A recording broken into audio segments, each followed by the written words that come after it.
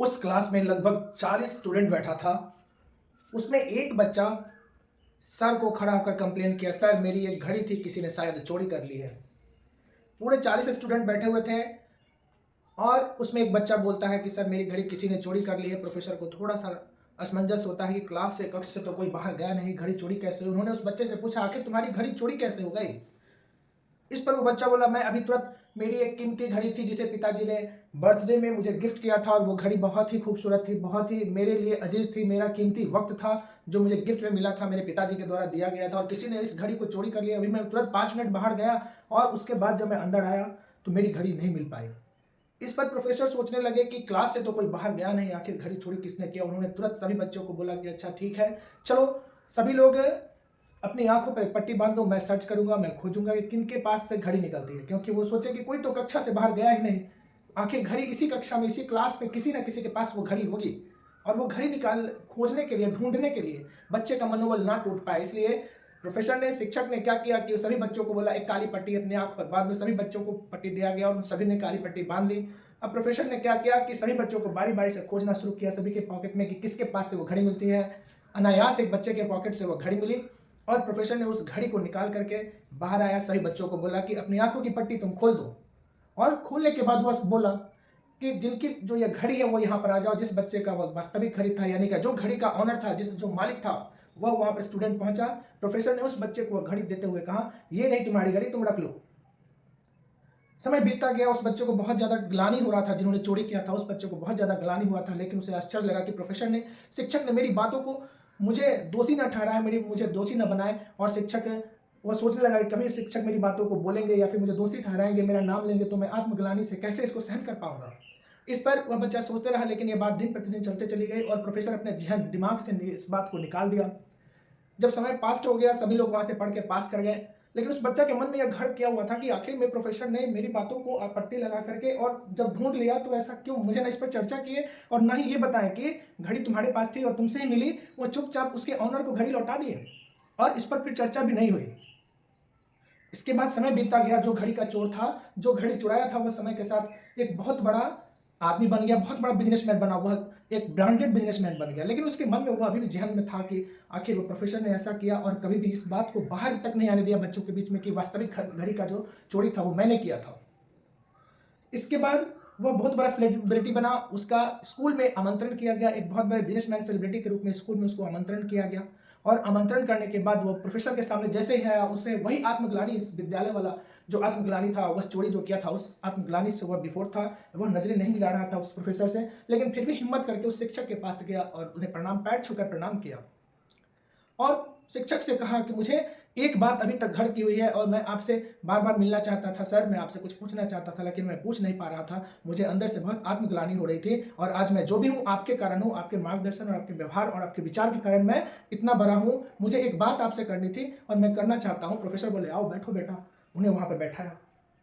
बैठाने के बाद प्रोफेसर बोले, बोलो क्या करना है।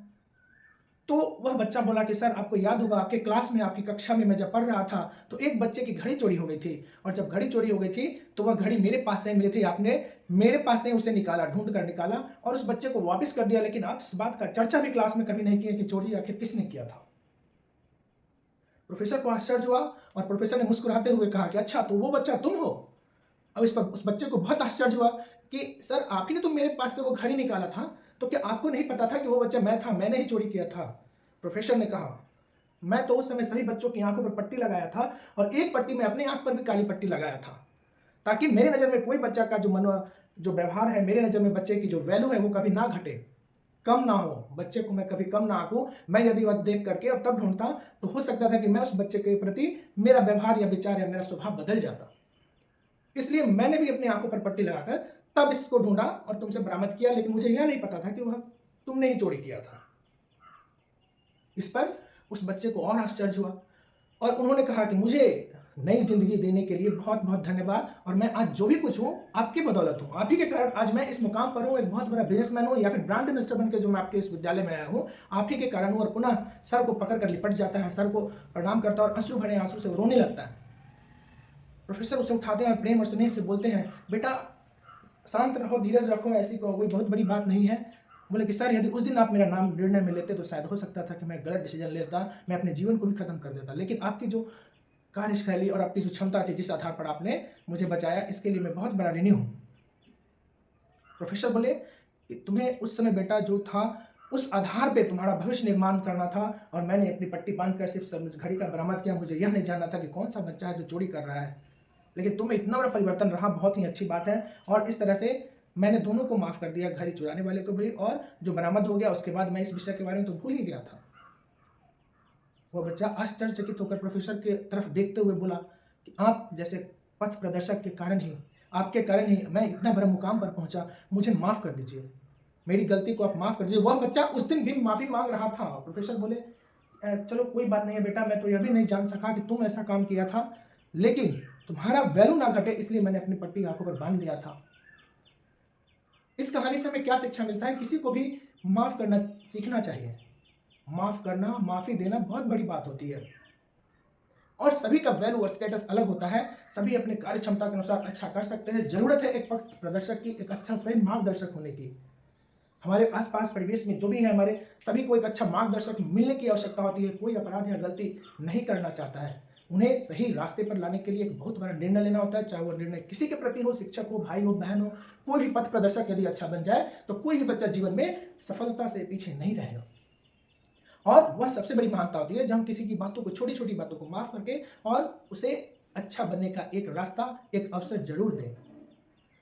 माफी हम छोटों को भी कर सकते हैं, भाई बहन को कर सकते हैं, अपने रिश्ता में कर सकते हैं, पति पत्नी में कर सकते हैं, जितने भी समाज के रिलेशन है, दोस्तों में कर सकते हैं। किसी को भी माफ करने का आनंद सबसे बड़ा आनंद होता है। और इस तरह से हम अपने कार्यशैली को, अपने ऊर्जावान शक्ति को पॉजिटिव चीजों में लगाएंगे तो निस्संदेह हम बहुत अच्छा करेंगे। और कहा भी गया है कि बूंद बूंद से तालाब भरता है। एक बूंद तालाब से भरने के लिए बूंद बूंद पानी का इंपॉर्टेंस होता है। वैसे थोड़े से छोटी छोटी चीजों को यदि हम अपने लाइफ में इंप्लीमेंट करें, जोड़े, तो एक बहुत बड़ा होने की संभावना बन जाती है। अपनी बुराइयों को धीरे धीरे दरकिनार करते हुए अच्छाइयों के प्रति हम आगे बढ़ें और पॉजिटिव सोचते रहें तो हम बेहतर करेंगे।